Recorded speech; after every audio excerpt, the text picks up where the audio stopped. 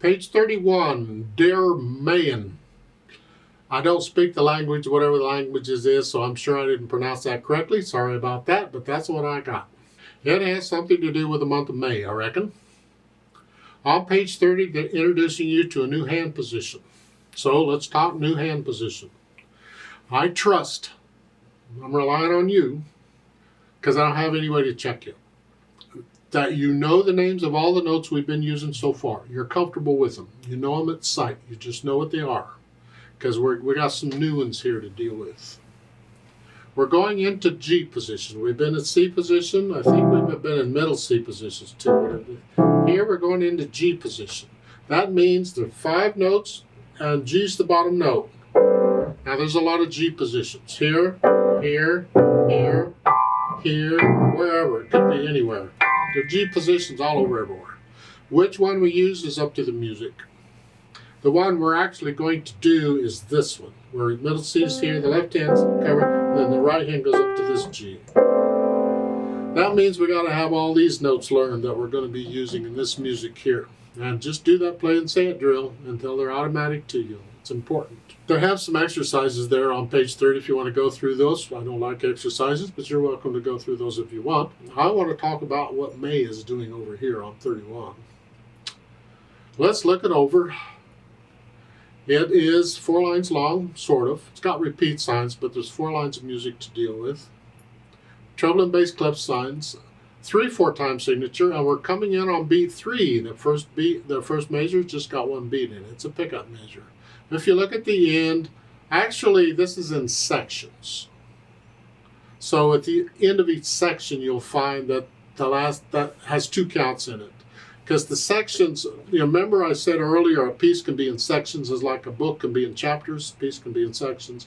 Well, here at the end of the second line, you see the reverse repeat sign? That's actually the beginning of a new section. That doesn't mean a reverse repeat sign has to be a new section. It just happens to be working out in here. I can look at that and I realize that the last note on the second line is the pickup to the next section. So each section has a pickup beat, and each section ends with 2 counts in it. That's all. Point is, overall, every measure's got 3 counts in it, and that's what we're after. Even if they'd messed up, we'd still just keep playing it like it says to play, but it's nice to have it accurate. So, right hand first, let's make sure we get the notes and all. You're starting here now, G. You don't need the other finger numbers. You got to learn to read these notes. And again, just play it and say it. G, B, D, C, E, B. That's a B. I knew that. G, A, B, D, C, A, G, A, B. See, you forget the rhythm. You're just playing the notes and saying them. Drill yourself with it. So it's automatic. And then you 1, 2, 3, 1, 2, 3, 1, 3, 1, and 2, and. Okay. That's pretty much it for the right hand. Left hand, well, you're again G position.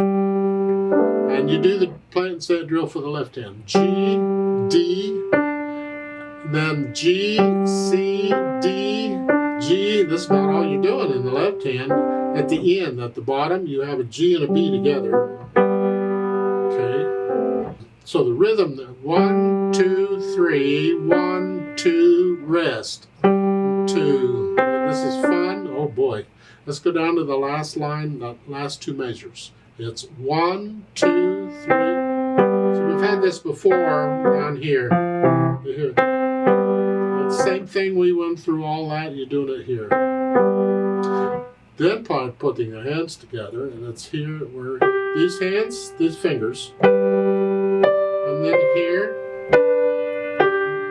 make sure you lift up in the left hand there, it has a rest, the A's by itself. The 8th notes are by themselves. Okay, so we go through and put the hands together, and then I go back through the tough spots, work them out, get rid of the hesitation so it's one steady beat throughout. And after I can do that, I'll think about the articulation, which is the phrasing.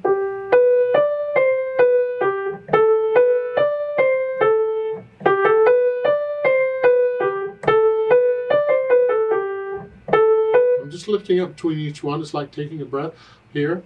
The left hand, you connect it, except for the rests.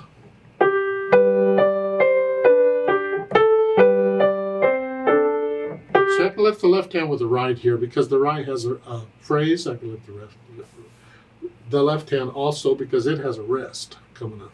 Then once I have an idea of the articulation, then I'll think about the dynamics. F at the beginning is forte for loud, and that's the melody. This left hand needs to be soft.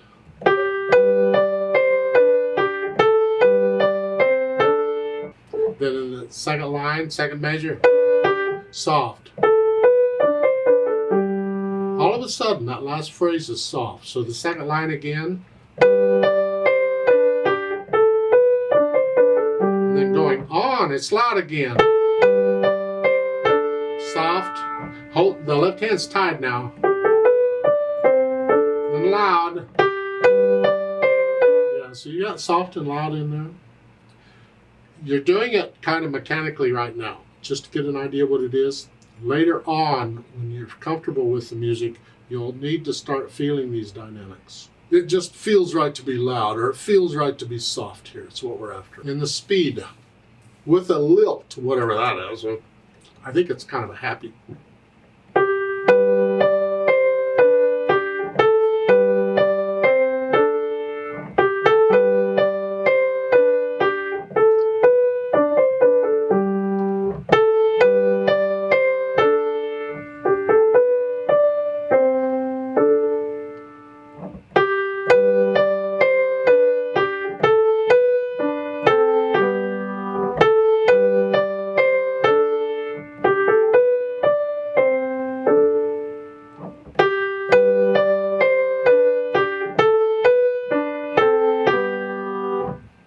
There's a retardando there in the third line. You slow down.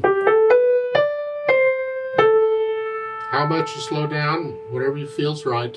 And then the odd tempo means take off again. Now I'd like to talk a little bit on the interpretation about odd tempos. There at the end of the third line where you resume your speed. There's a couple ways of interpreting these. One way is you just take off again. Boom. So I'm slowing down. Then I just take off again. Okay. Another way of doing it is to speed up, accelerate into it. But only take a note or a beat or two to do there. Don't take your time getting up here. So it's here.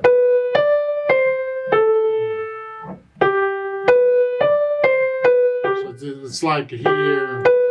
They're a little faster than I was, but not much. I'm not full speed yet until here. So I'm just sped up into it. Depends on the piece and the situation. You try them both out. Which one do you like? Since this is repeated, and it's nice not to play things the same on repeated stuff, maybe you change that. So the first time you play it, you take off again. And just actually, I think it would be better if you did that the second time. So the first time you play it, maybe you're going to speed up into it. Yeah. Here. And the second time you play it, maybe you take off again instantly.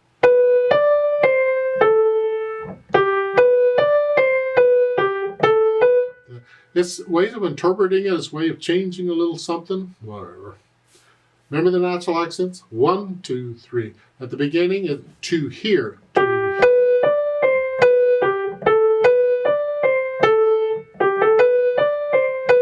I said early on, a long time ago, on these phrases, you'll notice this in a lot of pieces. If a phrase at the beginning starts with a pickup beat, you'll find most all the other phrases in the piece also start with a pickup beat. And they do here. Pretty much all of them start with a pickup beat.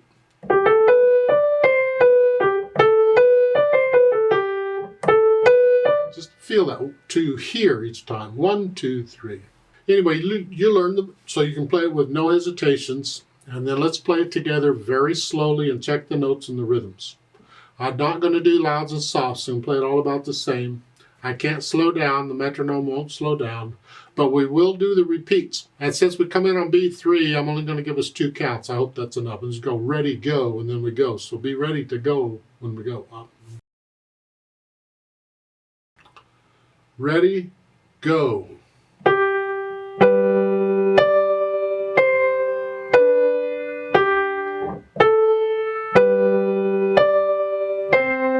One and 2 and 3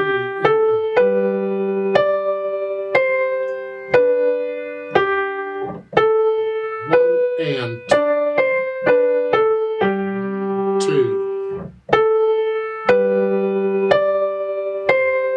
1 and 2 and. 1,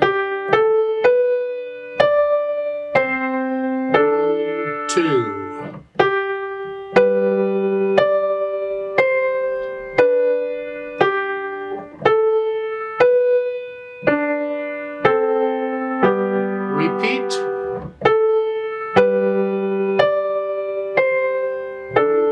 2 and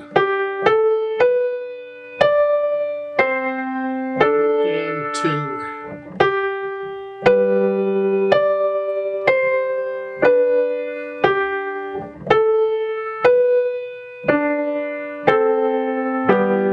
2 off. There is a duet part for this at the bottom of the page. I'm going to play that, sort of, and you play what you just played. I'm going to speed this up a little bit, and I'm going to adjust this teacher's part because a lot of these, the teacher's just playing dotted half notes. That's not going to work because I can't hear you, I can't stay with you. So I'm going to adjust it so I'm playing quarter notes. I'm playing something on every beat is what I'm after.